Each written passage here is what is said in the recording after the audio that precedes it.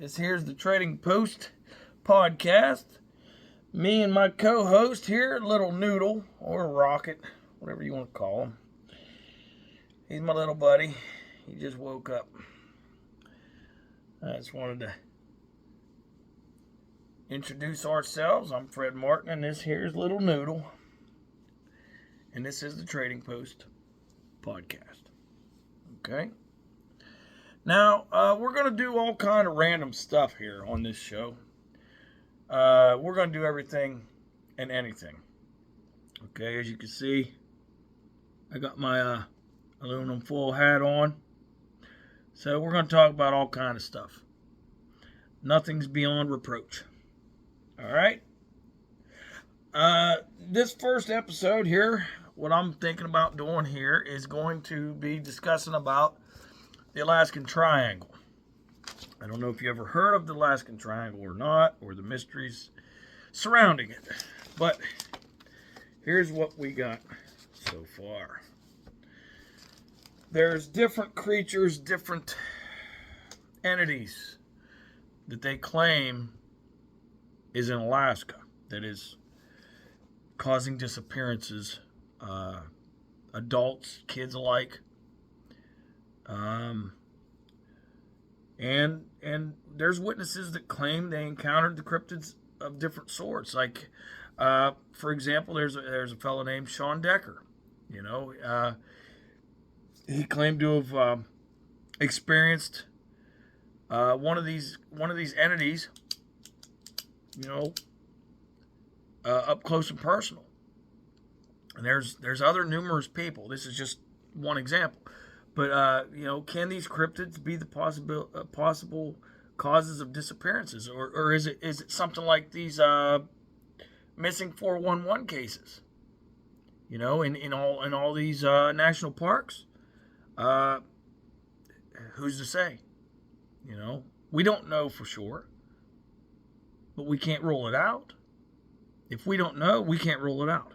So, you know, what are these cryptids?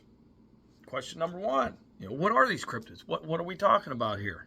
You know, there's cryptids that they have claimed that the natives in Alaska know of that are called one of them's called the Amarak or the demon wolf. It's half wolf, half bear. It's pretty creepy to think about that, isn't it?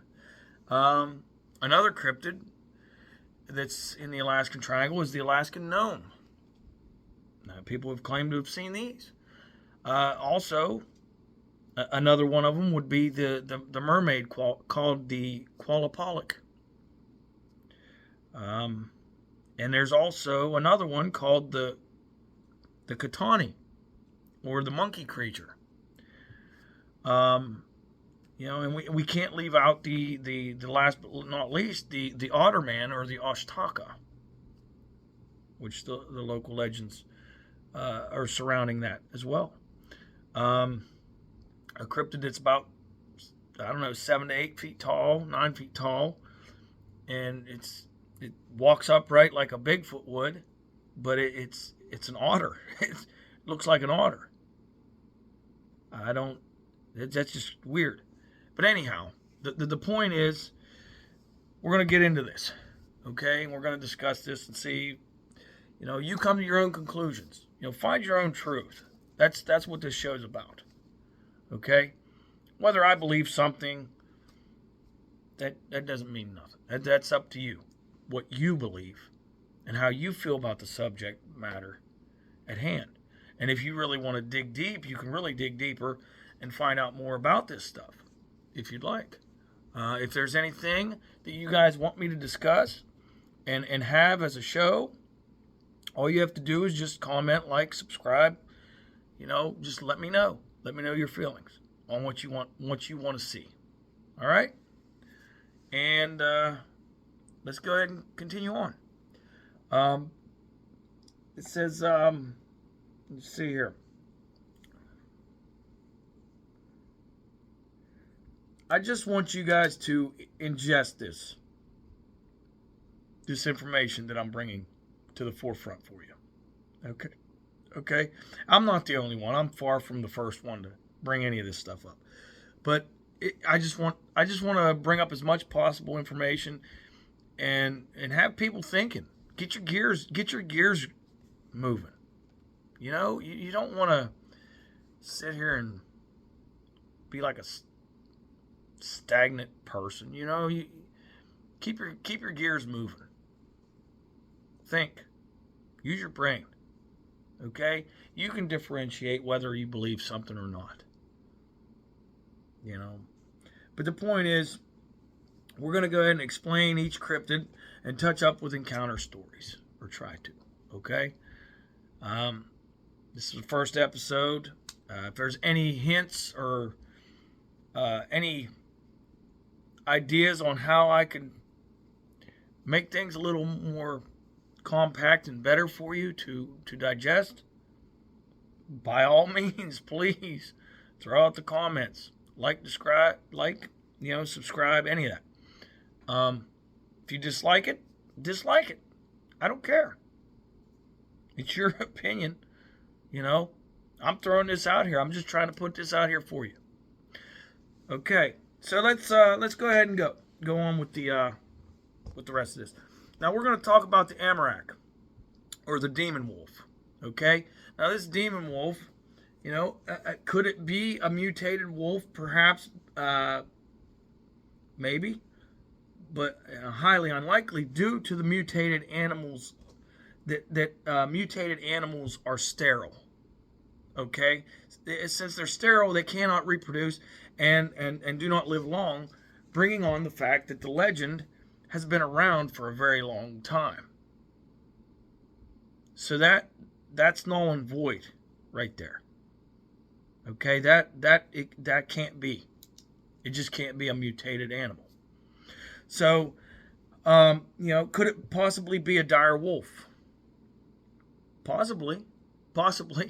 I mean, who are we to say? We don't know if they're extinct. That's what overall they claim. Everything is extinct, but we don't know. We don't know every square inch of the planet, and we don't know where these things. They could be existing in caves somewhere, in a cave system underground, or who knows where. And in Alaska, of all places, there's a lot of ground that I am sure we have not explored. A lot. Not to mention Antarctica and all the other places. There's a lot of different areas. But that begs the question, there's a lot of ground that could have potentially something that we don't know of. I mean, just for, and there's another example is the Tasmanian tiger. They claimed that they was extinct since 1936 or 35, I think it was, somewhere around there. But there's still legends claiming that people see them still to this day. So how is that possible? It is possible. If the animals push themselves away from society, because humankind has always been destructive. Always. That's why tribes and a lot of places they don't want to be in contact with mankind, not civilized mankind, because we're very destructive, and you can't really blame them for that. They don't want to be bothered. But that's another example of it. The thing is, somehow they may have survived and are not extinct. But because we have no proof or evidence, it doesn't mean that we just have not had the opportunity to collect physical evidence of it. Could this be a possible military experiment gone wrong? Yeah, this could be a possibility. Although the military will never reveal such facts. They're never going to tell you about it. They're not going to say what they're doing. Sorry, that was a gnat there in my face. Another thing is, and then the other, we're going to move on to the next one, the Alaskan gnome. Noodle, what are you doing? Come here. What are you doing? What are you doing, buddy? He's running around. He's going crazy, getting rampant, huh? You want to sit here? Come on, you're the co-host, buddy. You got to hang tight with me for a minute. Tell all these great people hi. Tell them hi. Huh? You gonna tell them hi?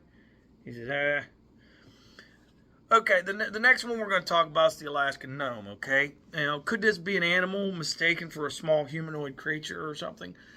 I mean, that's always a possibility, but it depends on the situation, the encounter itself. So, some of these encounters, it's like these people have very clear, distinct, visuals of what this is, and they're claiming it's not. It is not a it's not an animal. It's not anything that they've known. There's nothing that they know of. So, I mean, it doesn't mean that it's not possible that it's an animal that they don't know of. That's very possible. I mean, we don't know of all the animals on this earth. We really don't.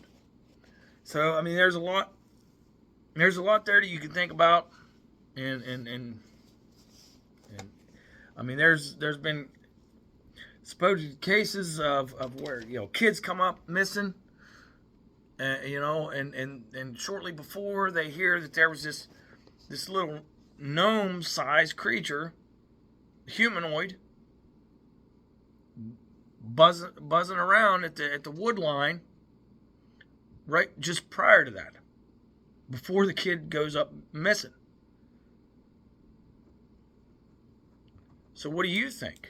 I mean, do you think that's a possibility? Do you think that's what could be happening?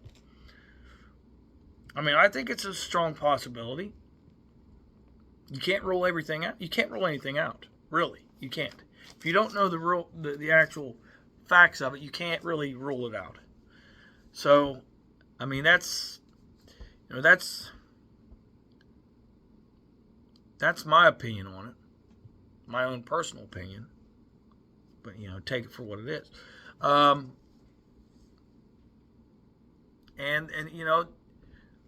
again, like I said, there's a lot of things out here that we don't understand, that we don't know. I mean, we hardly even understand the human brain and the functions of it.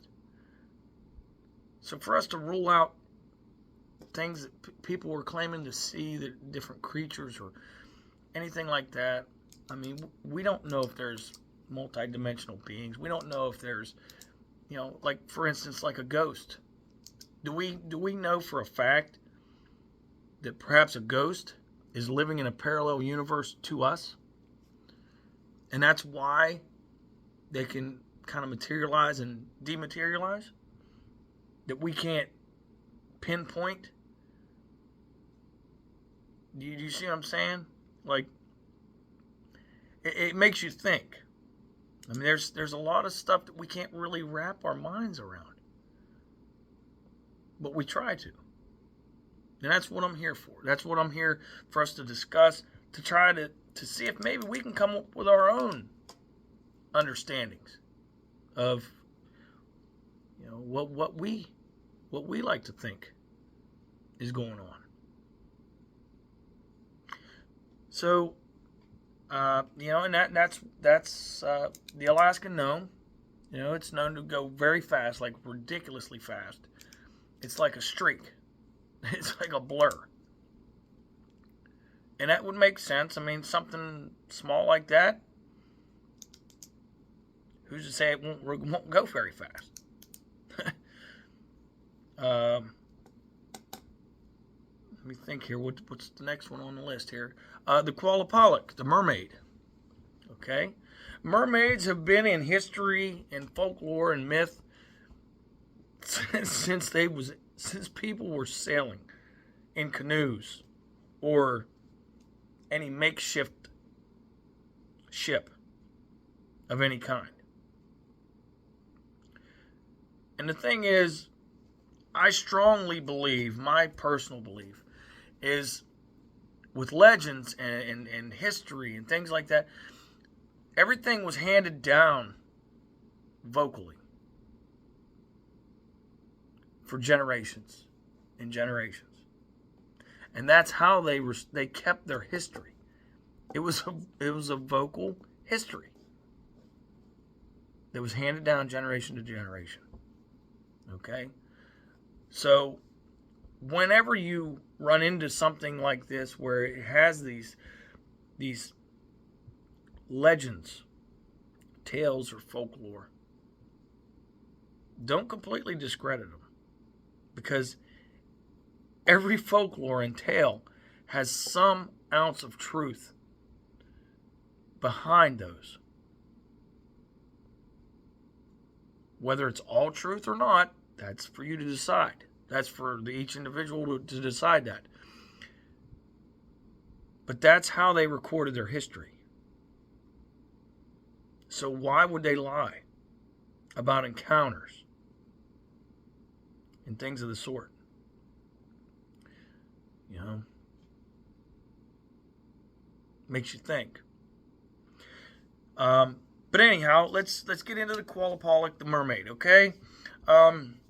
They've had different encounters where people have seen them off the coast. You know, people trying to go fishing. They see these things flop right down in the water. You know, there's the one guy, he was completely flabbergasted over it. He didn't want to believe that's what it was he saw, but when he broke it down and really thought about what all he saw and the way it moved and everything like that, that's what he saw. That's exactly what he saw, was a mermaid or a Qualapalak. And, you know, and it could this just be some large aquatic creature mistaken for the unknown? Who knows? It's possible. That's definitely up there for debate. Or is this a legit mermaid that has been encountered in different incidences? You know, and is this creature the cause of a percentage of disappearances in Alaska? Scary to think. An unknown creature in the waters. And they can easily be the cause of disappearances if this is the case. You know, could this be another unknown species of creature we just have no physical evidence for? It's very possible. Very possible. It doesn't mean that it is. It doesn't mean that it isn't. It could go either way. But I don't doubt that there's things out there that we just do not understand. You know, and you jump into the next thing. The next thing we got is the Katani, the monkey creature that they claim they've seen in the Alaskan Triangle. There's a lot of weird things that have happened in the Alaskan Triangle. You know, if you want to, you dig into it, do your own research. Find out your truth on this subject. You know? But the monkey creature, it says, you know, this creature is 3 to 4 foot tall with red eyes and appears like a monkey with a long tail and similar monkey features. The legend says they reside in tunnels or caves. I know, you're thinking, come on, a monkey in Alaska. It's too cold there. Well, there is a very good proof monkeys can live in cold conditions, such as the snow macaques, and they survive very well in cold climates. So I ask you, is this possibly truly that absurd to assume? Me personally, I don't think so. I don't think it's from the realm of reason. I don't think it's too far for it. But, you know, that it's here or there. Okay? And last but not least, we're going to talk about the Ashtaka, or the Otter Man. And there's been incidences where people have claimed they've seen this huge, massive creature. It's basically it's a Bigfoot, same size as a Bigfoot. The only difference is it's got an otter's head on it. And it's just another. Is this yet another creature of legend or lore, or is this truly something that's around, that's causing these disappearances in the Alaskan Triangle? We don't know. So all I ask you to do is to do your due diligence and research this stuff. Look it up. Instead of, being that person that just, that's not possible. No. See, because you're not doing your due diligence. You're not looking into the subject. You're not realizing what is possible and what isn't. You're not taking the time out to actually deductively reason with what can and possibly can't be. I'm sure a lot of you didn't even think about it whenever I brought up the macaques, the snow macaques, that there are monkeys that can actually survive in cold climates like that, and they thrive in it.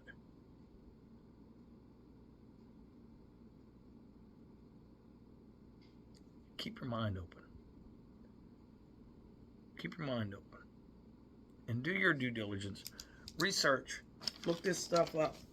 And if you find anything, and you want to bring it up to me, I'll be glad. I'll be glad to listen to it. I think that's about all the time I have for now for this first episode, which I think this went pretty well. Episode 1, the Alaskan Triangle, and the cryptids in it. And I hope you all enjoyed this show, and hopefully I can make some more of these. Maybe have a little following. A couple people maybe might like them. But if not, I'm going to do it because I enjoy this. And we're going to talk about anything and everything. Conspiracy theories. We're going to talk about aliens and this and that. And we're going to talk about a lot of other things too. Current events. Or natural disasters going on in the world today. We're going to talk about a lot of different things. And we're going to get to it. We're going to get to the bottom of some things. Maybe. Hopefully. We're going to try. Well, anyways. This is the Trading Post Podcast. I'm Fred Martin, signing off. I don't know where Noodle went off to, or else I'd put him on here and have him tell you goodbye. But y'all stay safe. Keep inquisitive. Keep turning your gears. Goodbye.